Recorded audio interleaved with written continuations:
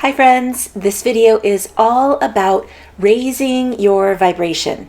We're going to talk about what that means, that it's not just fluffy spiritual speak, and I'm going to teach you 8 steps that will raise your vibration, raise your frequency to improve your life for the better.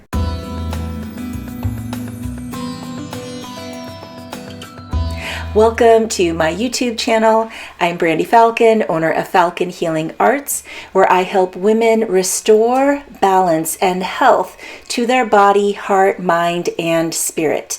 And I do this through empowered support, Eastern medicine, and energy healing. So if this sounds amazing to you, then subscribe to this channel. Make sure you hit the notification bell so that you are notified each time I upload a new video. So first, we have to start off with, what does it even mean to raise your vibration, to raise your frequency? This really comes down to energy. So we know that everything in this world is made of energy.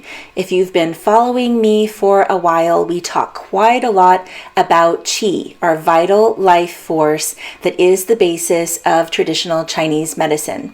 And also with yoga, prana is our vital life force that we are focusing on constantly through all the practices to restore health. So with energy medicine, if we are to be more logical about it and try to understand it, energy is really atoms that are oscillating in the environment, bouncing off of each other. Some move slow, some move quickly, and this rate of movement can be measured in frequency, in hertz. So this is what we're talking about when we say that energy has a certain frequency. And there is frequency with an inanimate object, with the chair, with the rock nearby, with the tree, which we know is a life being. But today we're going to talk about the human experience and really more about the resonance, the frequency of emotions and how these can flavor our life experience. This is what we're really talking about when we say that we can raise our vibration to improve our lives. It's really just living more in a higher vibration, more positive state for longer periods of time. So it may be interesting for you to look at this map of consciousness that I believe was developed by David Hawkins. He is a psychiatrist and also a spiritual teacher. And this is a very popular chart that you can find anywhere on the internet. So it is interesting to note, just to think about right now, what is your current emotional frequency? You can note the number, but I honestly don't really pay that much attention to it. If you are working with sound healing, this may be more interesting to you, that you can be working with sound that has this particular frequency that you are moving toward. But when we're just talking about making changes in our life or gauging how we're progressing along this chart, along this map of consciousness, really it just comes down to the feelings that stay with us longest and how we are responding to the world. So I made this other chart, which makes more sense to me. It's more general. So the emotions that are lower on this chart, that are moving at a slower frequency, could be considered more egoic. That our relationship with the outside world is that we're controlled by it, that there's not much we can do to change our experience. So up from there, we have emotions that are more logical. This is how we respond to the world around us. So this is a little bit more of a pushback or trying to explain phenomenon. Then we have spiritual awareness, which is more free thinking. So outside of the box thinking, more unconventional. And then in the more enlightened state, these higher vibration emotions, we can say that we are more led by our higher self. And really, this needs to be a video all on its own, what the higher self really is. But very quickly, if you are to consider where you are right now and think back to yourself as a child, there is this wisdom that you have gained throughout your lifetime until now. So we are the wise woman looking back on that child. And we can say that this higher self is our most evolved self if we were able to reach that in time. So that higher self would be looking down on us now as the child. And when you are in this higher vibe, higher self state, you are able to look on humanity with this bigger perspective as well. So by now it's probably a little obvious about what it means to raise your vibration. It's lifting up out of these lower vibration emotions that we all feel. And even people who are very high vibe, of course, come down and experience these very human emotions. But there are some people who get very stuck down there. They think that this is the way life is, or they've had traumatic experiences that make them question that being in those higher vibe states is even possible. And what we need to recognize is that like attracts like. And if we are at a certain vibrational frequency, we are going to be attracting people, we'll be attracting situations that are at the same vibration. So if you are constantly feeling guilt, shame, fear, chances are experiences are going to come into your life that are going to keep you at that vibration. There are experiences that are challenging, which I believe are really meant to serve as a reflection point where we can see that it is an opportunity to rise up. But again, if you are just thinking very low, then you will stay in this lower vibrational state. So you can ask yourself, do you want to stay small? Do you want to stay contracted? Do you want to keep limits on what you can achieve in your life? No, right? Most of us don't want to experience that. We want to have more abundance of health, wealth, happiness in our lives. And in order to experience that, we need to raise our vibration so we are attracting in more experiences that match that. And we need to understand that this happens on an individual and a collective level. So right now, it is August 2021. We are still in the middle of a pandemic where there are a lot of really oppressive forces coming down on all of us. And some people think this is justified. I would argue that they are living in lower vibrational states where they think that's normal, that the world controls them. Others who are really fighting this are in the middle. That's generally where you fight. And then there are some of us in this higher vibe state modeling that another way of approaching life is possible. And I think most of us want to see the world expand. We want to see that there is more peace, joy, and acceptance. We want the world to become more enlightened.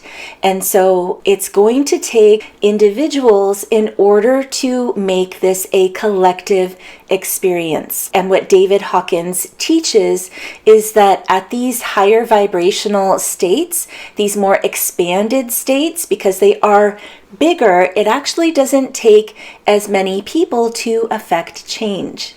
So if you want to be one of those people who are changing themselves in order to not just improve your life, but to improve the state of the world for everyone, then go ahead and keep watching as I go through these 8 steps that are going to help you raise your vibration. So there is so much you can do to raise your vibration. These are just 8 of my favorites. So So this is not an all-encompassing list, but definitely the first thing, which I kind of already touched on, is that you need to want to raise your vibration. You need to see that it is possible. There are many people who live in a very low vibrational state of being in guilt, in shame, in fear, constantly doubting their self-worth. And when they hear this talk about raising vibration or thinking positively, or even what I experience when I talk about natural health and how we can improve our health, I often get pushback from people who don't want this change. And I'll give you an example. Someone was arguing with me. Most of these examples come from social media, right? Because that's where people want to argue. Not so much in person, but on social media, my friend was telling me that I lived in this lily white tower of health and that not everyone can experience this. And what's interesting is that when someone is feeling that way, that things are not possible, they cannot see what's on the other side. Whereas someone who has experienced higher vibrational states and being healthy and well is in the middle on that map of consciousness. You do need to be vibrating at a certain level in order to be healthy. And if you have experienced these higher vibe states, you will be able to relate to the other layers, the other emotions, but it doesn't go the other way. So to her, I was delusional talking about health because she had never experienced it this way. And so I had to be very compassionate and just see that there's this huge divide between us, which is real. We do live in two different realities. Our lives are very different and we perceive things very differently. And we can't say that one is more good or bad, but we could probably say that one has a more enjoyable life than the other. And we are all constantly moving along these different human emotions. And so there just needs to be this constant intention to live as high as possible. And this can be your intention over and over again, but it is the first step. Being grateful for everything that we experience is the second step that I think is essential in order to raising your vibration. Gratitude helps us to see that all our human experiences are acceptable, that there are lessons from our challenges, that there are huge healing potentials from traumatic experiences, and that sometimes things need to get a little worse in our lives before we can experience better. So this is not a straight shot up to a state of enlightenment, and expressing gratitude for everything in your life is going to make this self-development process so much more enjoyable and sustainable. Next is meditation. So of course, mindfulness meditation helps us to see things as they arise in the moment. It's going to help us see how our intentions, how our thoughts, our feelings, and then of course our actions shape our reality. Mindfulness helps us take responsibility for what is showing up in our lives. And we learn from this practice that in order to experience something different, we need to make internal changes. A regular meditation practice will help you build up this bank of awareness so that you can experience these mindful moments in everyday life. So all these steps are building on top of each other, you're noticing. So our mindfulness practice is going to reveal to us how our relationships are supporting our self-growth. With the example I gave earlier of my friend on Facebook, the divide is going to be more and more obvious between you and the people who are not doing any personal development work. So the challenge is, can you keep them in your life? Can you help build this friendship while developing yourself? And if that is possible, then wonderful. We hope that our family is supportive. We hope that our closest friends are. But if there are relationships in our lives where these people are making us stay down in this lower vibrational state just to keep them comfortable, then this is a relationship you may want to create some distance from. I love this quote by Ralph Smart, who I follow on YouTube and Instagram. And he said that if you're not helping me evolve, you're a distraction. And it is the truth. I've noticed that many times in my life, and this is why friendships have come and gone. And even though it's hard to see that happen, it has usually been for the better. So this also goes for your work, for the school that your kids are in, for recreational activities. So if they're not supportive of your personal growth, if they're not supportive of you experiencing this more positive, expanded state of being, then why are you supporting them?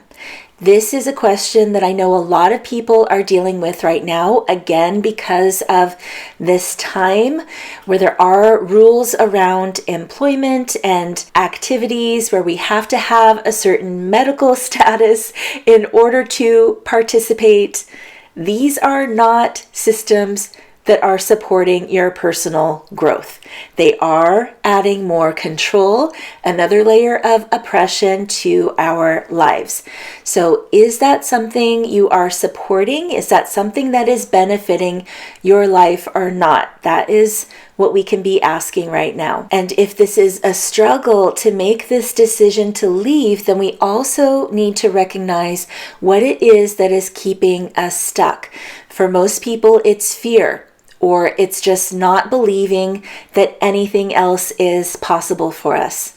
So it's taking a leap of faith that we can transcend into more of a love vibration, an accepting vibration, and really believe that we are going to find people, places, and things that support a higher version of ourselves. The next step is to actually hang out with those people. Find those people, hang out with them, let them inspire you. Let them remind you of what is possible in your life. And sometimes I'll admit that it's not obvious who these people are. And with your mindfulness practice, really pay attention to what is triggering you, because sometimes this is a clue. There are some people who I'm following now who I consider really inspiring, whereas when I first saw them, I thought they were annoying or they just didn't speak to me. I just didn't resonate, but there was a little something that kept me interested. Pay attention to those experiences is what I suggest. Just based on my experience, it has always meant that these people do have great value, that I can be learning a lot from them. I just needed to be at a certain vibration in order to feel that resonance. Now, sometimes, no matter what we do, there is still this block where we feel that we just can't get any higher on this map of consciousness.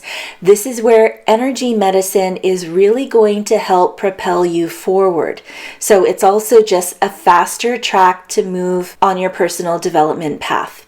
So it's helpful to work with acupuncturists, qigong practitioners, Reiki masters, shamanic healers, light workers. They can all help to remove blocks, perhaps from traumatic experiences, that are keeping your energy stuck. So I do a little bit of all of these modalities. They make up my personal system that I help people with at a distance online. You can also find someone local to you where you can have one-on-one support, but again, it's not necessary because energy does not have any boundaries.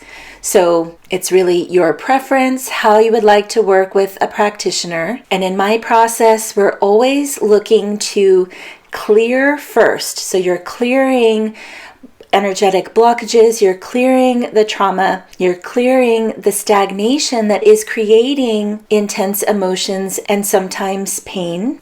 Then we want to tonify the energy, so to build up strength in any of the energy centers that are weak. And then we want to regulate the energy to create balance in our whole energetic system and create balance in between the body, breath, heart, mind, and spirit. And so even with my health coaching, I like bringing energy medicine into it because it often addresses the root of challenges that we're experiencing with our health and wellness.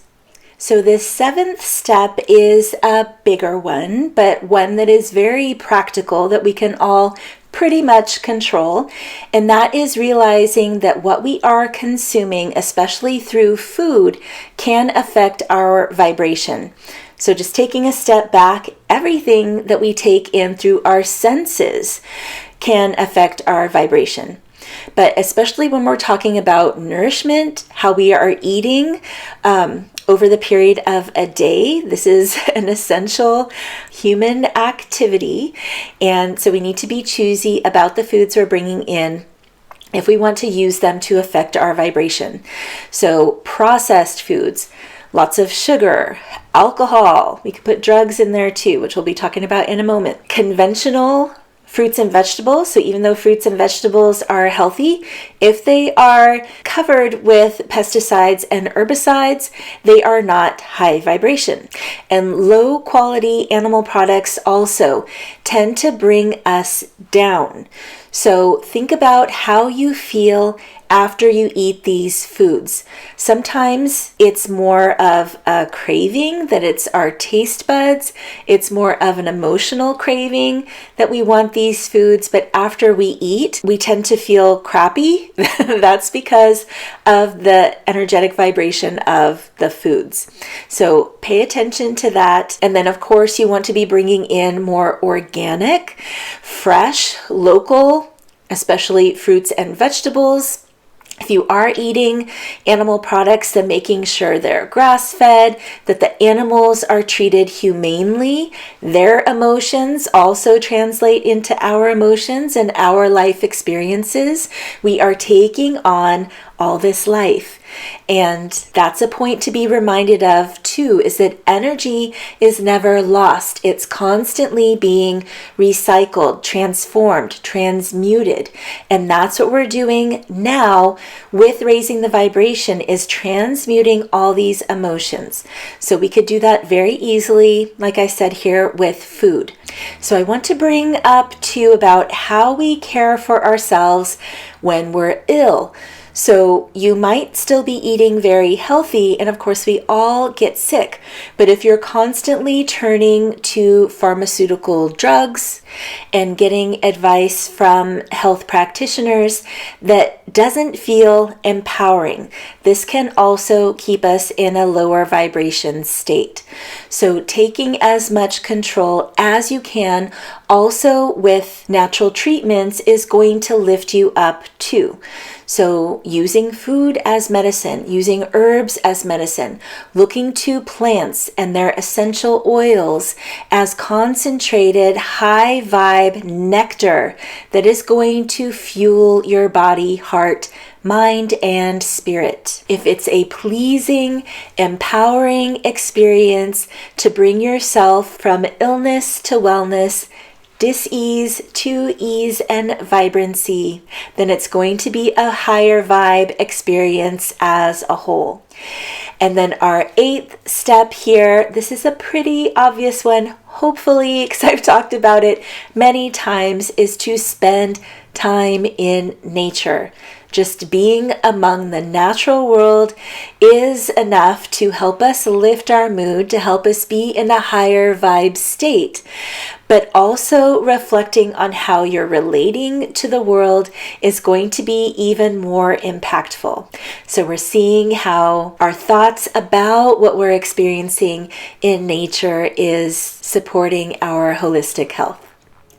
So I know this is a pretty big subject. Let me know if you want me to break any of this down further. Let me know if you have any questions in the comments below. And as you're looking down there, you could check the description for some of my free offers. There's information there about how you can work more closely with me.